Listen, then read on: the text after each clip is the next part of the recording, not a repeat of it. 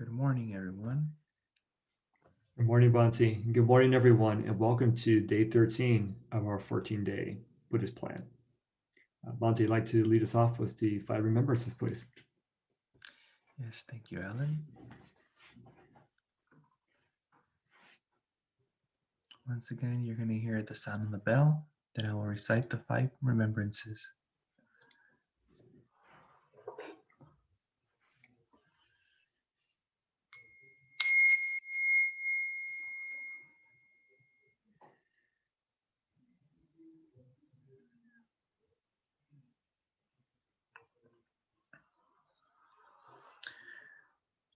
I am subject to aging. There is no way to avoid aging. I am subject to ill health. There is no way to avoid illness. I am going to die. There is no way to avoid death. Everyone and everything that I love will change. There is no way to escape being separated from them. My only true possessions are my actions. I cannot escape their consequences.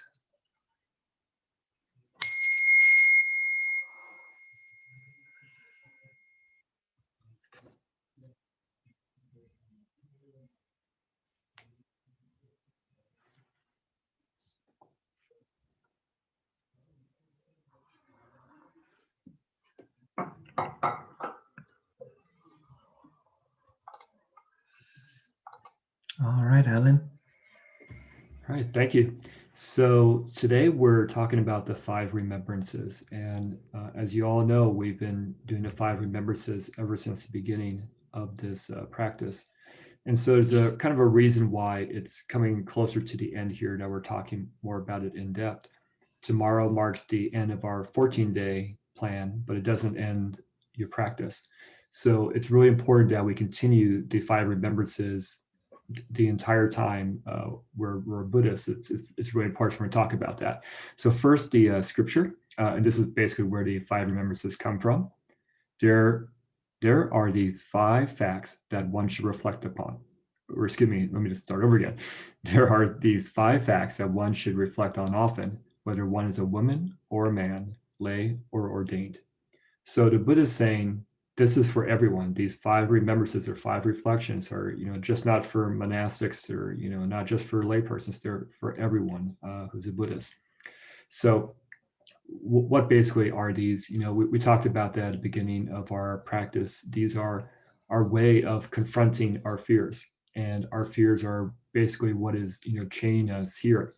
So when we talk about these five remembrances, they are helping us get rid of our mental chains or bonds, to samsara, the cycle of rebirth, and that's really what we call fetters or mental fetters.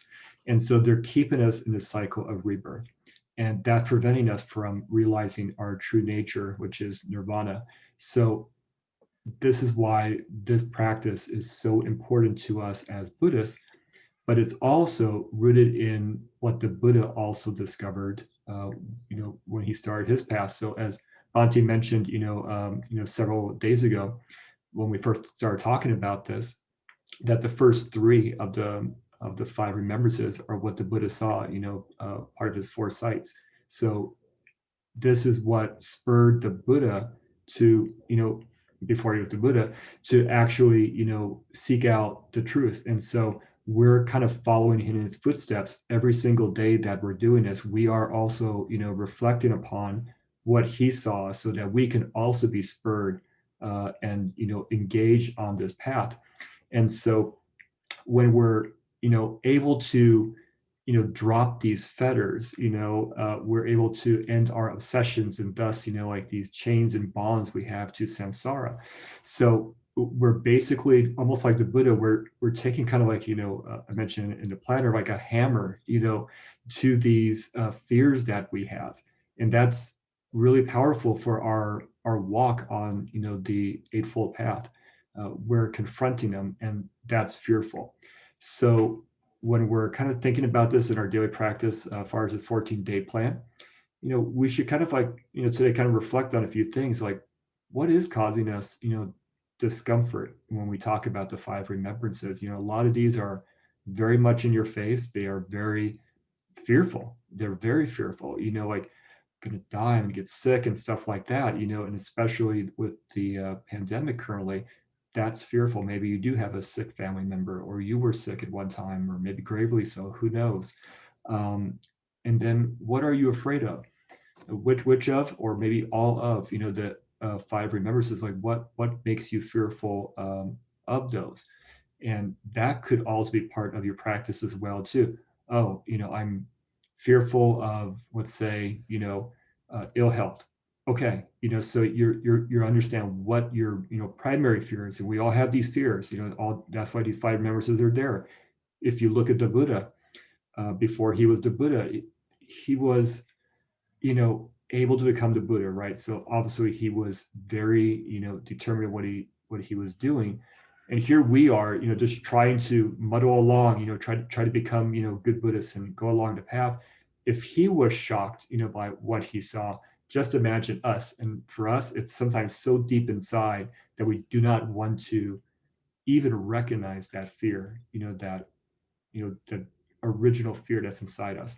So as you kind of do these five remembrances, sometimes they just may be, repetitious for us initially, and we're not really thinking about it. But as we start, really realizing what we're afraid of, what our fears are, we're able to truly confront them. And like I mentioned before, take that hammer and break down those fetters that are keeping us chained here in our world.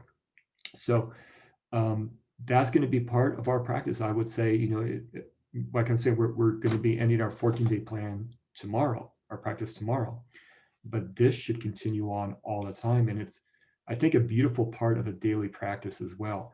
You're starting off just like the Buddha started off with the five remembrances, like his four sights, right? So we're starting off with, three of those to spur us on. We're also doing meditation, which is going to be kind of like our strength, our mental push-ups, as we are preparing ourselves and engaging on this noble eightfold path. So I think it's a beautiful way to begin a daily practice every single day. Bante, can you add some more to this? Yes. So, in order to really understand the five remembrances, or what this is really getting at, is first and foremost for us to understand anicca, which is change or impermanence. So, it isn't until we understand and accept change, impermanence, that we can truly begin to work with this change and impermanence. Most of our suffering is based on the illusion that things are going to be the way we want them, or things are going to remain the same. Uh, when we don't accept change, that brings us suffering. We look in the mirror 10, 20 years later, and we don't see the person who we saw before in the past. That very young, handsome, beautiful, gorgeous person is full of wrinkles, and that brings us discomfort. And we try to do all these things like put on lotion or makeup, or you know facial hair or anything to try to cover it up. And why do we do that? Because we don't want to accept the reality. We have a certain image of ourselves in our mind, and our physical appearance doesn't reflect that. So there's a conflict. This conflict brings suffering. The same thing with our partners. We We still have the idea of this, young, beautiful person that we got into a relationship with. And then you wake up in the morning and, they're not the same. They don't look the same. And when you talk to them and everything they do, they've become a different person, right? And this is sometimes the cause of many relationship problems to say, you're not the same person that I met or that I married. How can you expect them to be the same person? Time has passed. They've experienced new things. Of course, they're going to change. If they wouldn't change, that would be a sign of concern because they wouldn't grow and they wouldn't learn. But we have a conflict in our mind. We want things to be a certain way, right? And then when we notice that they're not the way that when we first had them, then the suffering comes. This is also in society, we talk about the good old days. Right? The good old days are just the days when we were very young and naive and we didn't understand how things were. So we weren't bothered by them. But we still hold that image. We hold that image, and then 20, 30 years later, we see the world and it's not the way that we remember when we were 15, 20 years old, when we were growing up. And that causes conflict. We wish we can go back, but we can't turn the wheels of time back to those days when we grew up and have society be the same way. We can't force our partners to, be a robot and not change. And we can't stop this body from aging. So what are we going to do? Are we going to try to retreat into some fantasy world, into some mission impossible where we can, keep everything the way we want it? Like if we were a curator from a museum? Or are we going to view the world the way it is? See reality, meet reality, be in harmony with reality. If you're in harmony with reality, then this discomfort won't arise. It's only when our preconceptions about how things have to be in order for me to be happy that suffering happens.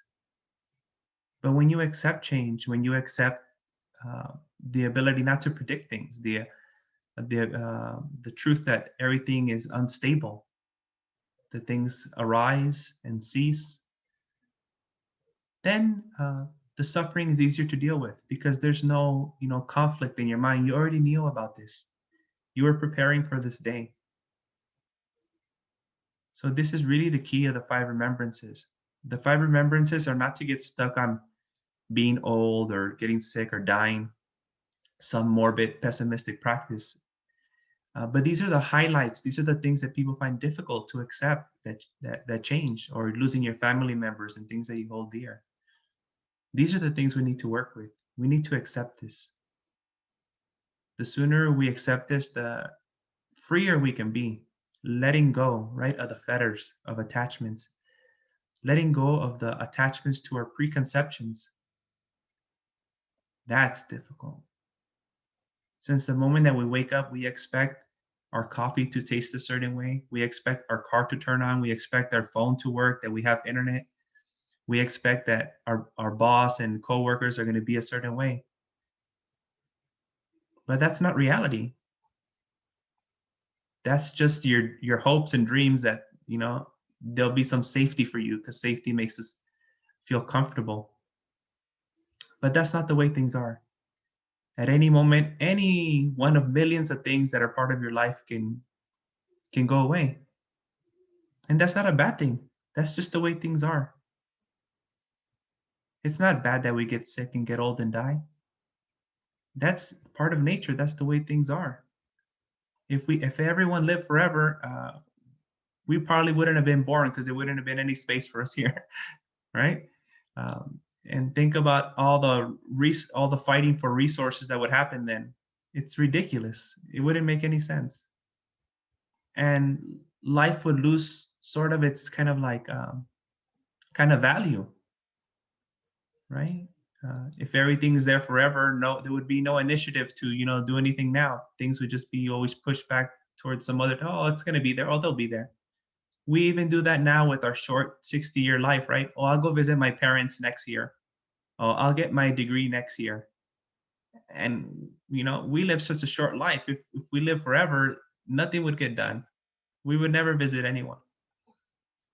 So we have to accept impermanence.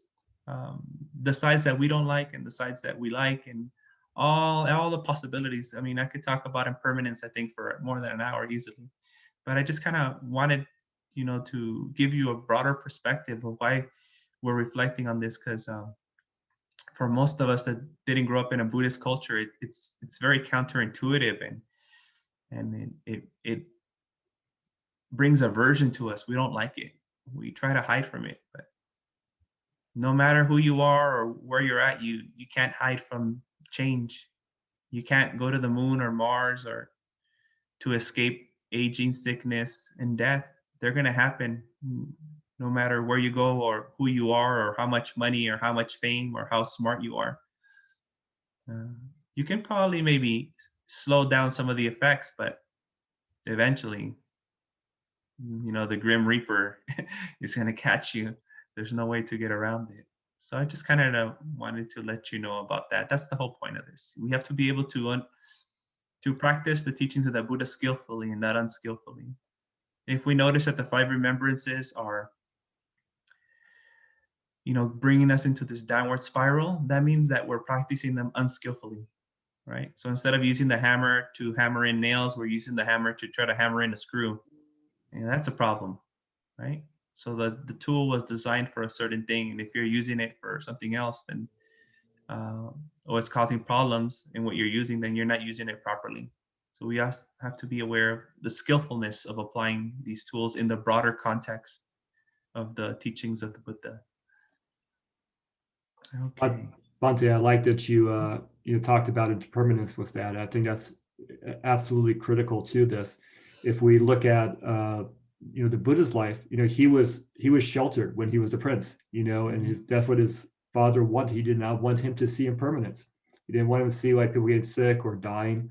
And that's why it's so crucial that we look at this, because just as you mentioned, with impermanence, it's not fearful. It's actually all things are possible thanks to impermanence. Mhm. But we are so, all of us have seen, people, things dying, stuff that the Buddha, when he was a prince, didn't get to see. We get to see it, but we're so filled with delusion. We don't want to admit to it. We don't want to see it. And like you mentioned, we want to look the same forever and not have aches and pains and all the aging process. We don't want all that. So you're absolutely right. Impermanence is a key part of this. And we're going to talk more about that tomorrow as well in our last day. But yeah, I love that you mentioned that. Yeah. And if we look at the word freedom, what does freedom mean? Freedom means to like let go, right? So letting go of our preconceptions, letting go of wanting the way for things to be the way we want them to be. So freedom is a term that implies kind of letting go of things, right? Not being attached to things. And all of us, especially as Americans, if you're in the United States, right, we're always about freedom, but we're always so reluctant to let things go. So there's a kind of contradiction there, right? Uh, so we have to, freedom means to be free from things, to be like a bird where you don't need anything. You're just happy flying around, without carrying anything with them. The birds don't take their nest with them, and they're not going around carrying things with them. And we always use birds as a sign of freedom, right? As liberation, even in Christianity, which is in the society, right? When we talk about freedom or when someone dies, we use doves, birds, America, the eagle. Why? Because they don't carry anything. But us, we have our phone stuck to our hips and we want everything with us at all times, right? And all our loved ones to be with us and everything. So we have to notice this contradiction that we have. It's like a song. Reminds me of a song that goes, "Everyone wants to hear the truth, but all they say is lies. Everyone wants to go to heaven, but nobody wants to die." Right? So it's something like that. And this contradiction, or they call it cognitive dissonance, is what causes the problem.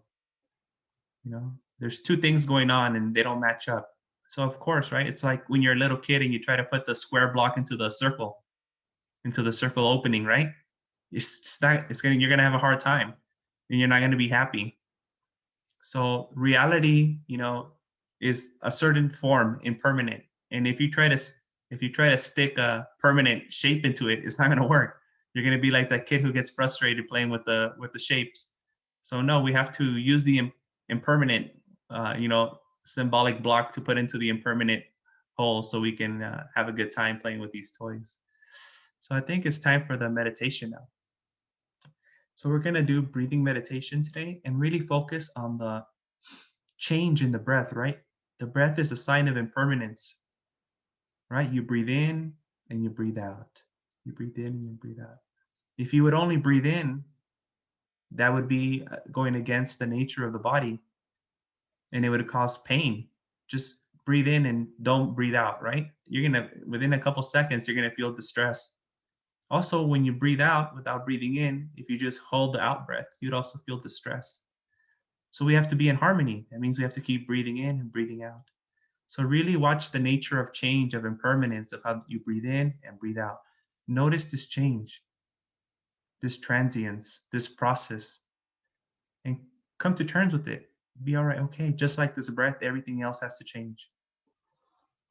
So I'm going to go ahead and ring the bell, and we can practice this breathing meditation with kind of an undertone of impermanence there, watching the impermanence in the breath.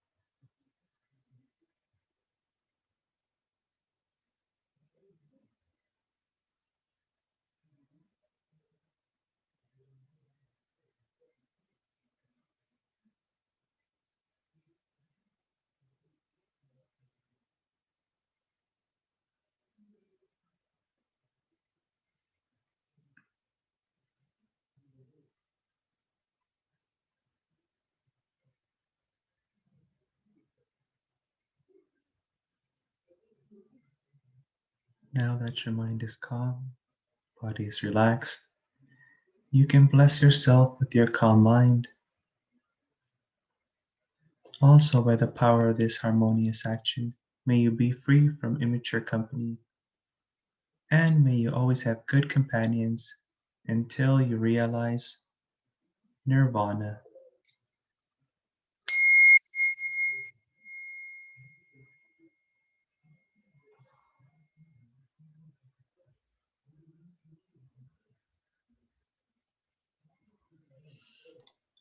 All right, Alan, anything else? I'd just like to add on to what you talked about before meditation. It's a great way to actually experience impermanence. So we breathe every single moment of our life, but we don't realize the impermanence of it. But it's a beautiful way to show impermanence. That in breath. We love it. But we can't hold it. We got to have that out breath as well too, and we love that. So we're in this constant cycle of impermanence, if you will. Like, oh, that feels good, but that also feels good. So the extreme on one doesn't last for us, and we enjoy both. Or maybe we're having I'm stuffy with a cold or something like that.